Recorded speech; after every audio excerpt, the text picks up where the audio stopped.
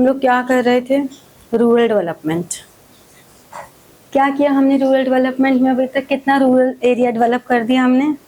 किस बारे में बात करी?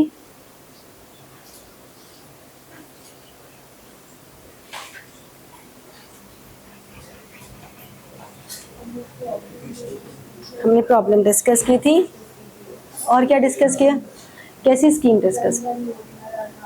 हाँ,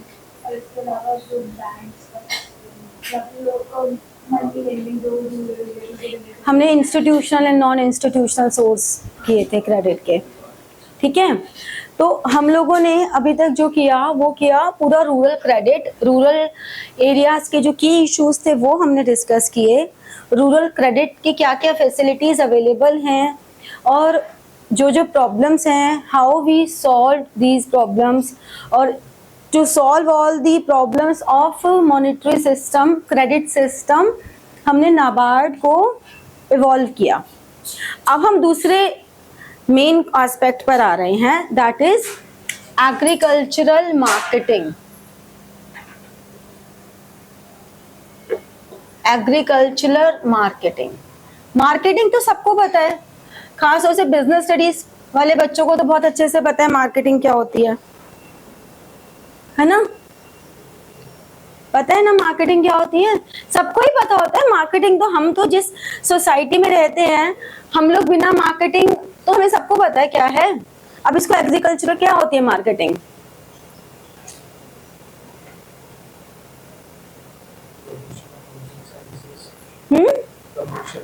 promotion of goods and services. And सिर्फ प्रमोशन ही नहीं, हम उनका सेग्रीगेशन करना, उनको डेवलप करना, कस्टमर की नीड्स को समझना, फिर उनको सेटिस्फाई करना, दिस इज ऑल मार्केटिंग। लेकिन when we come to agricultural marketing, हम थोड़ा और डीप चले जाते हैं, क्योंकि जो एग्रीकल्चरल की मार्केटिंग है उसमें और भी बहुत सारे इश्यूज हैं जो कि हमें चाहिए। जैसे कि एग्रीकल्चरल मार्केटिंग में हमें स्टोरेज इशू भी चाहिए, वेयर हाउसिंग भी चाहिए। ठीक है, क्योंकि प्रोडक्शन जो भी हो रही है, जो भी हमारा प्रोडक्शन आ रहा है, वो तो एक सीजन के टाइम पर आ रहा है, अब वो उसकी कंजम्पशन तो पूरे साल हो रही है। तो to consume that production which is produced in a specific period in the whole year we need to store, और इस तरह से स्टोर करना कि उनकी क्वालिटी भी डिटोरियोरेट ना हो, राइट? सो इसे हम कहते हैं agricultural marketing. So write down, agricultural marketing is a process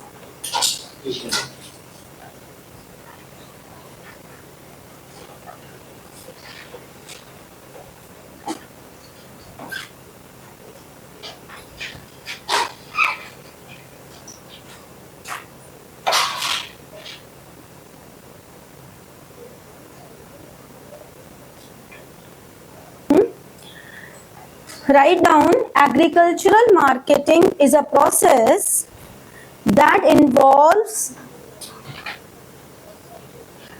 the assembling, storage,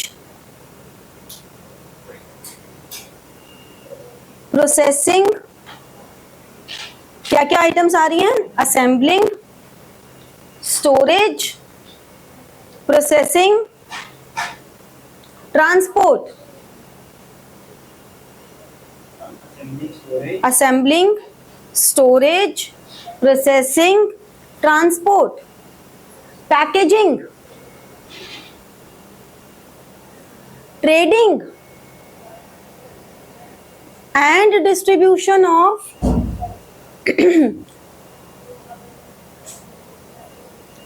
agricultural commodities across the country। तो हम क्या बात कर रहे हैं? Assembling, storage, processing, transport, packaging, trading and distribution of agricultural commodities across the country. ये हमारी agricultural marketing की एग्जैक्ट डेफिनेशन है। रट सकते हो तो रट लो, क्योंकि एक आइटम भी मिस कर दी तो आधा नंबर गया। तो कुछ चीजें तो आईडी में रटनी ही है। ठीक है, चलो फिर रूरल डेवलपमेंट में एग्रीकल्चरल मार्केटिंग की डेफिनेशन समझ में आ गई क्या होती है? तो इसको लर्न करना इम्पॉर्टेंट है। आपसे ये एमसीक्यूज की फॉर्म में भी आ जाती है। एमसीक्यूज की फॉर्म में किस तरह से आती है कि which of the following is not the function of agricultural marketing. अब इनमें से सारे दे दिए, कोई एक अलग से उठा के दे दिया, जैसे कि एडवर्टाइजमेंट इसमें नहीं है। अब जो बच्चे कॉमर्स के होते हैं वो कंफ्यूज हो जाएंगे, क्योंकि जब वो मार्केटिंग पढ़ते हैं तो उसमें एडवर्टाइजमेंट मार्केटिंग का एक पार्ट होता है। तो कॉमर्स वाले बच्चे सबसे ज्यादा कंफ्यूज होते हैं। ह्यूमैनिटीज और साइंस वाले बच्चे नहीं होते, क्योंकि उन्होंने तो पढ़ा ही नहीं ना इसके अलावा मार्केटिंग कहीं, तो उनके लिए बहुत कुछ शॉर्ट सामने सामने चीजें हैं। कॉमर्स वाले बच्चों के लिए बहुत ज्यादा ये दुख का कारण हो जाता है। तो बी केयरफुल कि हमें इस तरह से नहीं करना। Now the next part is, next point write down, more than 10% goods produced. हाँ, मतलब next point, more than 10% goods produced in firms, more than 10% goods produced in firms are wasted due to lack of storage. Due to lack of storage. मतलब हमारे यहाँ production इतनी है, ये तुम लोगों ने वैसे भी जब हमने पढ़ा था पहले भी कि इंडिया की जो लैंड है, इंडिया की लैंड में फर्टिलिटी बहुत ज़्यादा है, ठीक है। ज्योग्राफिकल एरिया चाहे मान लो चाइना से कम है, लेकिन चाइना से ज़्यादा यहाँ की फर्टिलिटी स्ट्रॉन्ग है। तो यहाँ पे प्रोडक्शन बहुत होता है, लेकिन हमारे पास अभी भी उतने इनोवेटिव प्रैक्टिसेस नहीं हैं, उतनी स्टोरेज फैसिलिटीज़ नहीं है, इसलिए अभी भी हमारा कुछ सामान वेस्ट हो ही जाता है, ठीक है। तो नेक्स्ट हेडिंग डालो, measures taken by government, measures taken by government to improve the marketing aspects। ऐसा नहीं है कि गवर्नमेंट को दिख नहीं रहा है, वो खाली बैठी है, गवर्नमेंट ये बहुत मेजर्स ले रही है। measures taken by government to improve the marketing aspects। पहला स्टेप क्या लिया उन्होंने? The first step was aspects। Now first point इसका लिखो, the first step was regulation of market। अपने गाजीपुर है ना, ये मार्केट रेगुलेटेड मार्केट ही तो है, लाइन से है, देखा है तुमने? पहले फ्लावर है, फ्लावर हॉर्टिकल्चर में आ गया, फिर उसके बाद फ्रूट्स एंड वेजिटेबल्स है, फिर उधर चले जाओ क्रॉस द रोड तो पूरी फिश मार्केट है ना पूरा। तो ये रेगुलेटेड मार्केट्स ही हैं। देखिए कभी तुमने ये मार्केट्स? नहीं देखी? कभी जाना, दिवाली पे जाना फ्लावर मार्केट, तुम्हें ऐसा लगेगा तुम्हें आईपी एक्सटेंशन में लूटा जा रहा है। जो फ्लावर्स यहाँ पे 20-25 रुपए का मिलता है वो वहाँ 5 रुपए का मिलता है। मतलब जो तुम अपना एक रूम डेकोरेट करते हो, तुम पूरा घर और पड़ोसी का घर भी डेकोरेट कर दो उतने पैसे में, इतना सस्ता है। So the first step was regulation of markets to create orderly and transport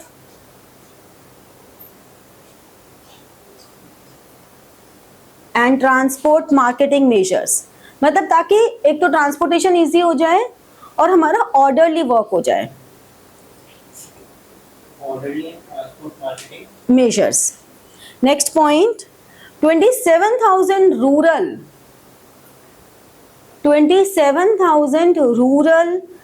periodic markets। 27,000 rural periodic markets are needed more। मतलब बहुत करने के बावजूद भी, ये जो तुम्हारे लगता है ना शनि बाजार भी लगता है, मंडे मार्केट भी लगती है, ये जो वीकली मार्केट्स लगती है, ये भी इसी का एक पार्ट ही है कि आपका हर दिन आपको एक दे दिया गया कि इस मार्केट में आके आप अपना सेल कर सकते हो। तुम लोगों ने ये कौन सा यहाँ पे ये है, सुंदर नर्सरी, सुंदर नर्सरी तो सबको पता होगी, नहीं पता? प्लीज डोंट टेल मी, नहीं पता? सुंदर नर्सरी, अरे बहुत अच्छा पिकनिक स्पॉट हो गया है ये निजामुद्दीन के पास ही, बहुत बढ़िया पिकनिक स्पॉट है। चलो विंटर्स में अगर तुम्हारा सिलेबस खत्म हो गया, रिवीजन खत्म हो गई, तुम टेस्ट में अच्छे नंबर ले आए, तो हम सुंदर नर्सरी चलेंगे।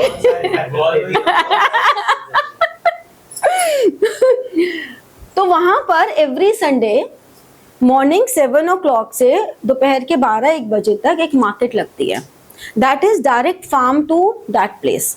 वहाँ पे फार्मर्स आते हैं और अपना सामान, अपने जो होममेड प्रोडक्ट्स हैं जो कि आजकल डिप्राइव्ड हो गया है हमारे इस मशीन युग में, वो होममेड प्रोडक्ट्स डायरेक्ट फार्म से वहाँ पे लेकर आते हैं। तो जो ऐसे वर्किंग लोग हैं जिनको घर का खाना, प्योर जो देसी खाना होता है ना, बिल्कुल चूल्हे वाली रोटी टाइप का खाना, बाजरे की रोटी टाइप, मतलब बिल्कुल जो बेसिक फूड होता है जो हमारे इंडिया का ट्रेडिशनल फूड है, वो वहां पर हाथ से घर में बनाया हुआ गुड़, पापड़, मतलब everything that is homemade and direct farm to house. तो फार्मर्स के लिए वो है कि there is no mediator and वो वहां पर आते हैं। तो अगर सुबह के समय वहां जाओ संडे के दिन तो 250-300 रुपए में 1 पर्सन का breakfast, and that is ultimate, बहुत अच्छा होता है। तो वो सारे स्टेप लिए इसीलिए गए हैं क्योंकि हमें एग्रीकल्चरल मार्केटिंग को अर्बन एरिया की फास्ट लाइफ से भी उन्होंने जोड़ने की कोशिश तो की है, ऐसा नहीं है कि वो नहीं कर रहे हैं, बट स्टिल अभी भी 27,000 rural periodic markets are needed more to realise the full potential of rural markets, the full potential of rural markets. ठीक है, next is point provision of physical infrastructure. हम लोगों ने रूरल डेवलपमेंट में जब start किया था चैप्टर पढ़ा था ना कि फिजिकल इंफ्रास्ट्रक्चर की बड़ी प्रॉब्लम है। So provision of physical infrastructure facilities like roads, railways, provision of physical infrastructure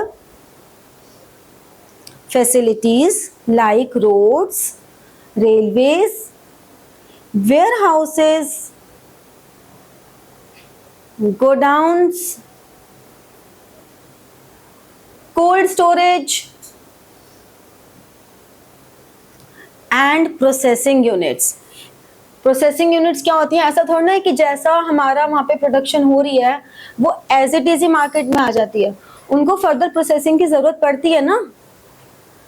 ठीक है, फर्दर प्रोसेसिंग कैसे होती है? जैसे कि मान लो गेहूं है भी, तो गेहूं जिस तरह से बनता है, तुमने कभी देखी है गेहूं की स्टिक्स होती हैं, उसमें बहुत सारा गेहूं होता है, ठीक है, फिर उसको पूरा सेग्रीगेट किया जाता है, उनमें से निकाला जाता है पूरा ऐसे करके, उसका प्रोसेस होता है, मशीन्स भी हैं उसकी अब तो, और फिर उसके बाद उनको छाना जाता है, उसका गार्बेज अलग से निकलता है जो भी हमारा है, फिर उसके बाद वो जो गेहूं बचता है फिर उसको धोना, सुखाना, फिर उसको कोल्ड स्टोरेज में रखना, मतलब बहुत सारे लेवल्स ऑफ प्रोसेसिंग होती है। ये सब भी हमारा इसी का काम है, तो इसके लिए भी प्रॉपर हमें चाहिए। Next point, corporative stores for realising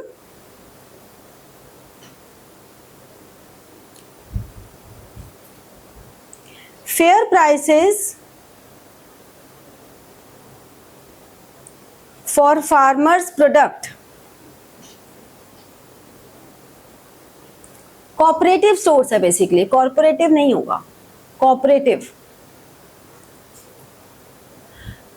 stores for realising fair prices for farmers product. पता है ऐसे कोऑपरेटिव स्टोर्स तुम्हें किसी का आइडिया है?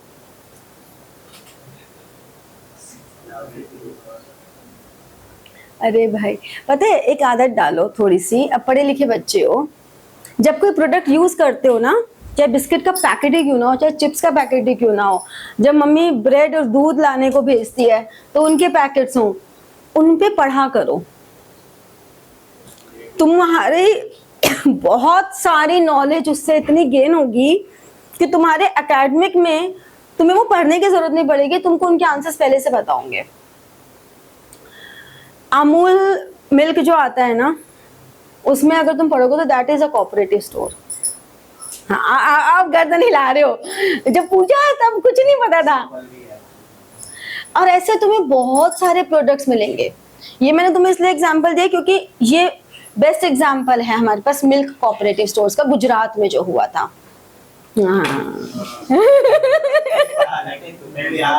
वही तो, जो नॉलेज तुमने एक्वायर की हुई है, वो एक्वायर्ड नॉलेज को इसलिए तुम्हें पढ़ाया जाता है कि तुम अवेयर हो। सिर्फ अपने आप को बुक्स के बाहर भी निकालो।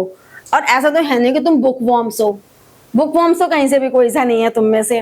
तो अपनी नॉलेज को, वो इंस्टा के रील्स के आगे भी दुनिया होती है, तो अपनी दुनिया को थोड़ा बढ़ाओ। जब भी कुछ नहीं करना, जब भी सामान आ रहा है घर में भी, चाहे ऑनलाइन मंगा रहे हो, चाहे फिजिकल फॉर्म में सामान मंगा रहे हो जाके शॉप से, आपको सिर्फ उसके लेबल्स पढ़ने हैं। आपको बिजनेस स्टडीज में हेल्पफुल होगा, आपको इकोनॉमिक्स में हेल्पफुल होगा, आपको आगे हर जगह हेल्पफुल होगा। एक्सपायरी डेट क्या होती है, एवरीथिंग। अगर आपको लेबल्स पढ़ने की आदत है तो आपको बहुत सारे, जैसे कि किसी प्रोडक्ट में मार्केटियर एंड प्रोड्यूसर, मैन्युफैक्चरर्स अलग अलग होते हैं। प्रोड्यूसर और मैन्युफैक्चरर में भी डिफरेंस होता है, मतलब कि लेमैन में ऐसा समझते हैं कि दोनों सेम है। तो ऐसे बहुत सारी चीजें हैं जो तुम्हें पढ़ के पता लग जाएंगी। बहुत सारी ऐसे प्रोडक्ट्स होंगे जो तुम्हें लगता है कि अच्छा ये भी इस कंपनी का, ये भी इस कंपनी का, ये भी इस कंपनी का है ये। तो मार्केटियर, तो बात ये है कि इसका लिखो, the best example is milk cooperatives of Gujarat. The best example is milk cooperatives of Gujarat.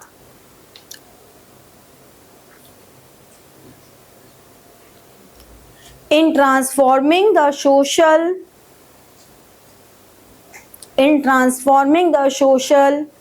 and eco landscape of the state. In transforming the social and eco landscape of the state.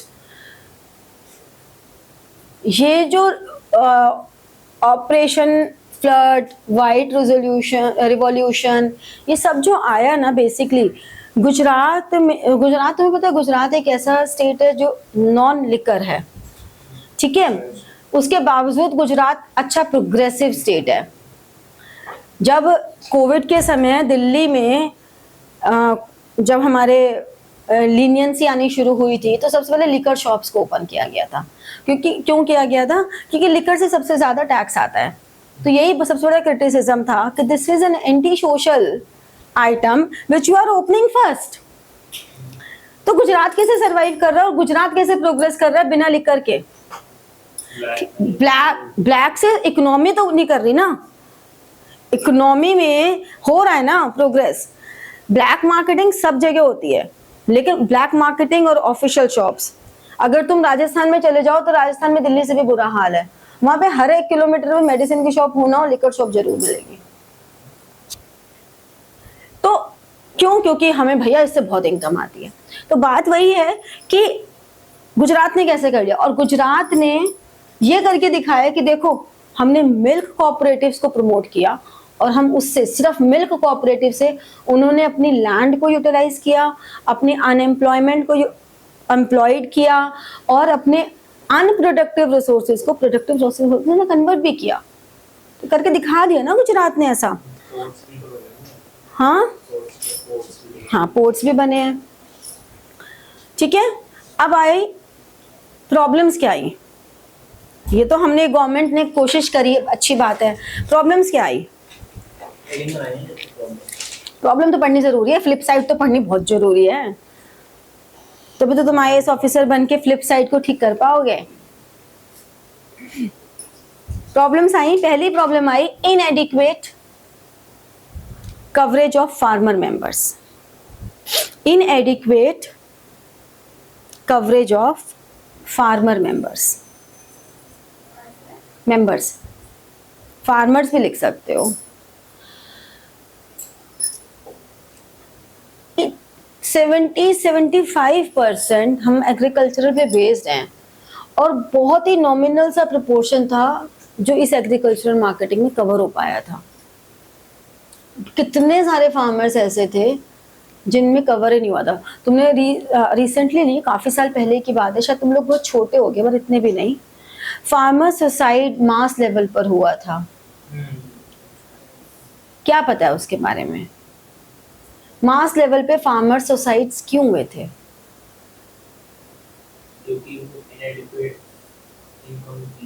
हाँ, उनके पास loan repayment के पैसे नहीं थे, उनकी income इनएडिक्वेट थी, उनके पास resources नहीं थे, वो अपनी फैमिली को बेसिक नीड सेटिस्फाई नहीं कर पा रहे थे। बहुत ज़्यादा डेट ट्रैप में थे, और अगर वो इस चीज़ को लेके जा रहे थे सिस्टम में, कोई सुनने वाला भी नहीं था। मेरे अभी गूज़बम्स आ गए सुन के, उस समय तो मतलब बिल्कुल ही ऐसे खौफनाक सा फील हो रहा था। वो बहुत ही बड़ा मेजर रीज़न रहा फार्मर सुसाइड का, और उसके बाद काफ़ी बेटर चीज़ों को किया जाने की कोशिश की गई है। ऐसा नहीं है कि उनका सुसाइड बेस्ड हुआ, वो तो गए, लेकिन वो आगे आने वाले फार्मर्स के लिए काफ़ी बेस क्रिएट करके गए, तो ऐसा भी नहीं है। बट फार्मर्स तक पहुंची ही नहीं चीज़ें जितना। अभी भी देखो, अभी इतनी सारी ऐप्स हैं हमारे पास, इतनी सारी ऐप्स में कितनी सारी ऐप्स हैं जो farm to house, farm to house, farm to house करती हैं। बहुत सारी ऐप्स हैं, कितना प्रॉफिट कमाते हैं वो, तुम भी देखते हो कितना हाई चार्जेस होते हैं। तुम्हें क्या लगता है एक्चुअली फार्मर्स को क्या उतना मिल रहा होगा जितना ये ऐप्स वाले कमा रहे हैं? एक्सप्लॉयटेशन अभी बस, अब फर्क सिर्फ इतना है कि ये तू भी कमा मैं भी कमाऊं, बस तो 5 कमा मैं 20 कमाऊं। बट चलो बेचारे 5 तो कमा पा रहे हैं, वो उसमें खुश है क्योंकि वो तो 2 ही कमा रहे थे ना पहले, वो 2 से 5 पर आ गए, दे आर हैप्पी। अब चाहे तुम 20 कमा लो 25 कमा लो, हमें कोई फर्क नहीं पड़ता, हम 2 से 5 पे आ गए। वो इतने इनोसेंट है अभी भी, ठीक है। Next is lack of appropriate link, lack of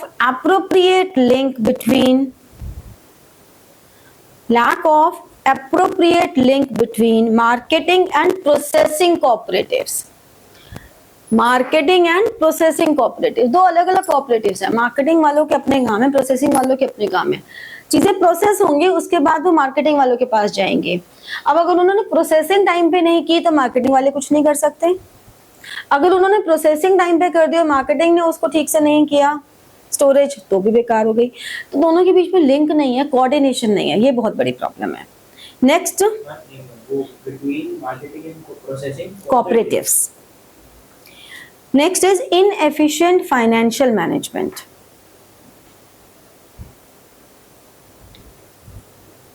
ठीक है, फाइनेंशियल मैनेजमेंट। अब देखो, पहला हमने किया एग्रीकल्चरल मार्केटिंग में कि मेजर्स क्या लिए। फर्स्ट मेजर उन्होंने लिया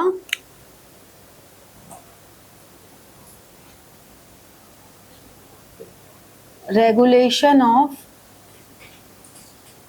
मार्केट्स, ठीक है ना। सेकंड उन्होंने क्या लिया, प्रोविजन ऑफ फिजिकल इंफ्रास्ट्रक्चर।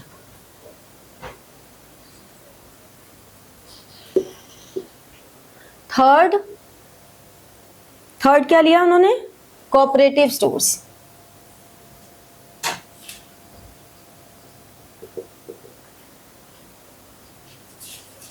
और फोर्थ लिया पॉलिसी इंस्ट्रूमेंट्स।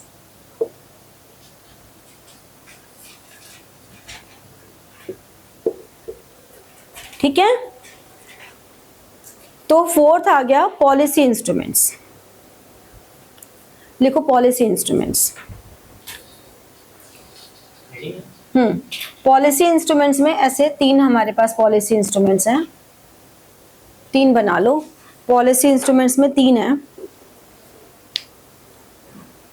पॉलिसी इंस्ट्रूमेंट्स में 3 पॉइंट्स आएंगे। ठीक है, फर्स्ट पॉइंट लिखो, assurance of, first point is assurance of minimum support price. Farmers को ये एश्योर करना कि ये मिनिमम सपोर्ट प्राइस है, assurance of minimum support price. Bracket में लिख लो MSP, MSP for agricultural products,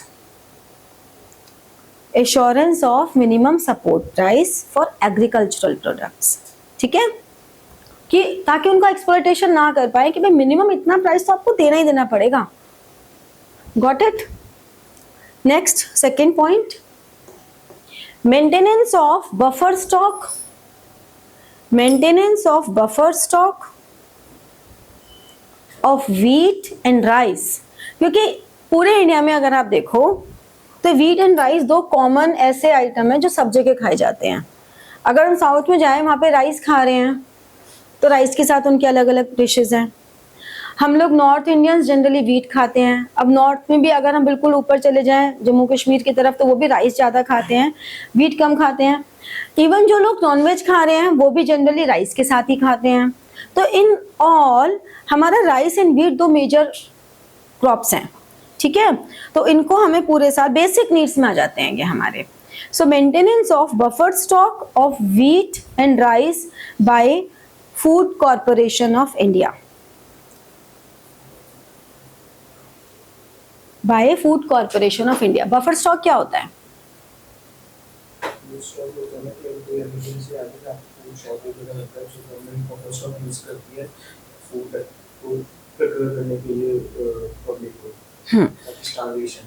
हाँ, बफर स्टॉक में क्या होता है कि आप जब भी प्रोडक्शन हो रही है तो उसमें से कुछ प्रोपोर्शनेट अलग करके रख देते हो फॉर एनी इमरजेंसी, कुछ प्रॉब्लम्स आ जाए उसके लिए। एंड दूसरा इसका पर्पस क्या होता है? प्राइस स्टेबिलिटी, तो consumption in case of any emergency.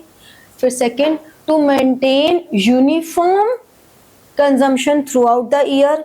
जरूरी नहीं है इमरजेंसी आएगा तभी काम करेंगे, पहला हमने इमरजेंसी स्टॉक रखा है, वो बफर स्टॉक का पहला फंक्शन हो गया।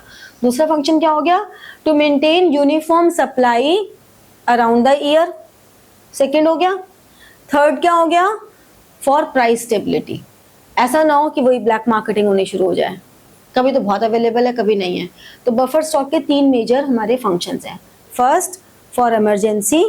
Second, uniform product supply through out the year. And third, price stability. ठीक है, समझ में आ गए? अब next third point, distribution of food grains, distribution of food grains and sugar through PDS. What is the full form of PDS? क्या बात है, लिख लो, पब्लिक डिस्ट्रीब्यूशन सिस्टम। ऐसे तो खुश कर देते हो।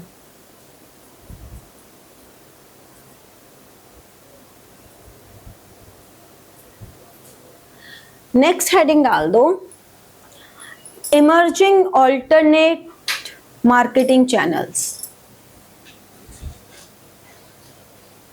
Emerging alternate marketing channels.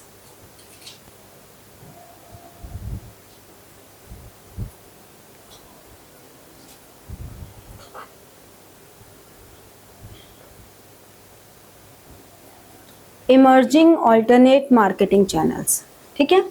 इसमें फर्स्ट लिखो अपनी मंडी। अपनी मंडी पंजाब, ये बहुत इंपॉर्टेंट है एमसीक्यूज में। हरियाणा, राजस्थान, बेसिकली एमसीक्यूज के लिए ही सारी पढ़ाई है। जो तुम्हारे लॉन्ग आंसर्स है ना वो तो तुम लिख ही देते हो। एमसीक्यूज क्योंकि उसमें तो क्या है ना, हमें पता है थोड़ा ऊपर नीचे हो जाएगा लेकिन हम लिख देते हैं, मार्क्स मिल जाते हैं। सारे नंबर की जो कटिंग हो रही है ना वो तुम देखो तुम्हारे एमसीक्यूज में ही होती है मेजर। तो अपने एमसीक्यूज पे सबसे ज्यादा काम करना है। एमसीक्यूज इंट्रोड्यूस इसलिए किए जाते हैं कि आप तो ज्यादा कवरेज हो जाती है और कॉन्सेप्ट आपका पेज ऐसा बनता है कि आपके कॉन्सेप्ट कितने स्ट्रॉन्ग हैं, रेक्टिफिकेशन से नहीं हो पाता। हडसपुर मंडी,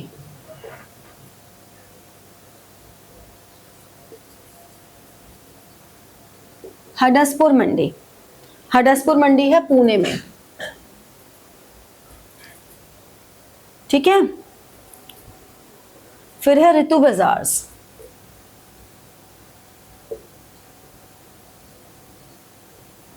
ऋतु बाजार्स वेजिटेबल एंड फ्रूट। अब तुम देखना, हमको लगता है हमारी गाजीपुर मंडी ही बहुत बड़ी है और उसका नाम तो कहीं एग्जिस्ट ही नहीं कर रहा है यहाँ पे, और हम उसको देख के ऐसे पागल से हो जाते हैं, ओहो इतनी बड़ी। कुछ भी नहीं है वो, कुछ भी नहीं है। ऋतु बाजार्स ये है आंध्र प्रदेश,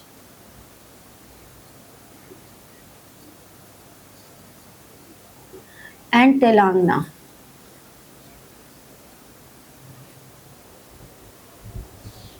तेलंगाना में GANA आता है ना,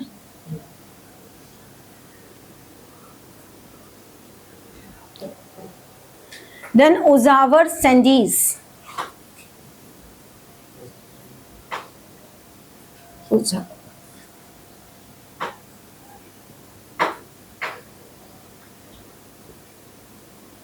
उजावर सैंडीज, उजावर सैंडीज है तमिलनाडु में।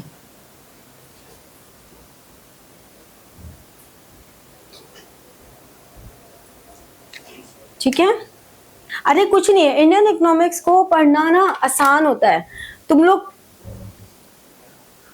उसको टेंशन में ले लेते हो इसलिए वो गड़बड़ हो जाती है।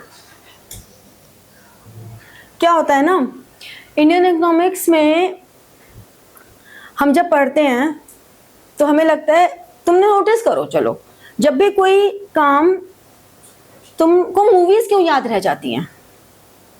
क्योंकि तुम उसे याद करने की कोशिश नहीं करते, तो मूवी की पूरी स्टोरी याद रहती है। या तुम अगर मान लो अपने रूम में बैठे हो, दूसरे रूम में कोई बात हो रही है, या अपनी क्लास से कहीं मैसेज, वहां से कॉरिडोर से निकल रहे हो और दूसरी क्लास में कुछ हो रहा है, तुम्हारे कानों में गलती से पड़ गया, तुम्हें वो बात याद रह जाती है क्योंकि तुमने उसको याद रखने की डेलिबरेट कोशिश नहीं की। जब हम डेलिबरेट करने की करते हैं ना कोशिश, तब हमें ज्यादा मेहनत लगानी पड़ती है। इसीलिए जो प्रैक्टिकल सब्जेक्ट्स हैं, मैथ्स हो गया, अकाउंटेंसी हो गया, इनमें कहा जाता है कि प्रैक्टिस करो तो तुम्हारे वो दिमाग में सेट होती जाएंगी चीजें। और जो थ्योरी सब्जेक्ट्स हैं उनको पढ़ने के लिए कहा जाता है कि उनको बार बार पढ़ो, और एक ही बुक से एक ही जगह से बार बार पढ़ना बहुत ही मोनोटोनस हो जाता है। Every time you can't read through your notes और थ्रू एनसीईआरटी। देखा जाए तो मैं तुम्हें जो कुछ लिखवा रही हूँ ये सब एनसीईआरटी से तो लिखवा रही हूँ, ऐसा कुछ इंडियन इकोनॉमिक्स में मैं क्या ऑथर बन सकती हूँ? जो है फैक्ट्स वो है, उसे मैं क्या ऑथर कर दूंगी? बट उसमें मैं पढ़ा भी क्या दूंगी? ये सब चीजें तो अब इसमें समझाने वाली क्या चीजें हैं? लेकिन जब मैं तुम्हें इतनी कहानी सुना रही हूँ तो तुम्हें चीजें दिमाग में सेट हो जाती हैं, क्योंकि हमारा ऑडियो वर्जन थोड़ा स्ट्रॉन्ग होता है ज्यादा। फिर तुमने सुना, फिर तुमने एनसीईआरटी से पढ़ लिया एक बार, फिर तुमने एक बार अपने नोट्स में से पढ़ लिया, फिर तुमने इसको लिखा भी, तो फिर तुमने क्वेश्चन आंसर्स किए, फिर तुमने असाइनमेंट किया, फिर तुमने इन्हीं में से किसी एक जगह से दोबारा पढ़ा, चाहे एनसीईआरटी के बैक क्वेश्चंस पढ़े, चाहे तुमने एनसीईआरटी पढ़ी, चाहे नोट्स पढ़े। तो ये जो अलग अलग तरह से हम इस फॉर्म में पढ़ रहे हैं, तो धीरे धीरे वो हमारे माइंड में सेट होती चली जाती हैं, तो आपको वो याद हो जाती है। अब होता क्या है, जो गलती करते हैं बच्चे, वो कर क्या रहे हैं, बैठ जाएंगे अपनी मंडी, पंजाब हरियाणा राजस्थान, पंजाब हरियाणा राजस्थान, पंजाब, हरसपुर मंडी पुणे, हरसपुर मंडी हरियाणा, नहीं हरसपुर मंडी पुणे, और बस वहीं पे रायता फैल गया। तो हमें वही नहीं करना, कोई कोशिश ही मत करो याद करने की। कुछ नहीं तो एक दूसरे को पढ़ाना शुरू कर दो, लो मैं तुझे सुना दो, एक दूसरे को, उससे याद हो जाती हैं चीजें, बातें नहीं करनी होती लेकिन उसमें। चलो फटाफट से लिख लो, एक छोटा सा टॉपिक और बचा है इसमें। नेक्स्ट पॉइंट लिखो, कोई हेडिंग नहीं है, बस जस्ट अ पॉइंट। इन 2020, ये तुम्हें एक बॉक्स दिया हुआ है एनसीईआरटी में, उस बॉक्स इंपॉर्टेंट है इसलिए लिखवा रही हूँ। In 2020 Indian parliament passed 3 laws. Indian parliament passed 3 laws to reform agricultural marketing system, to reform agricultural marketing system.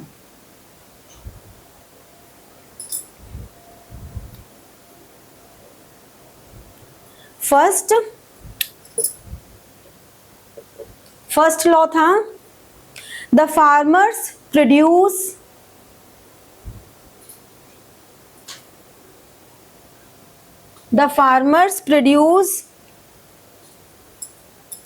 Trade and commerce act 2020, the farmers produce trade and commerce act 2020।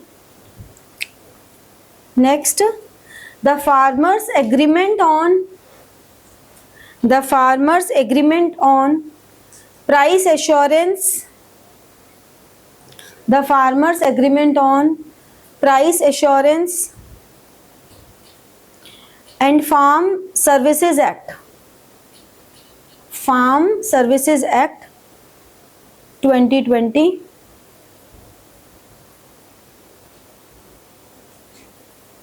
And third is essential Commodities Act 2020, Essential Commodities Act 2020.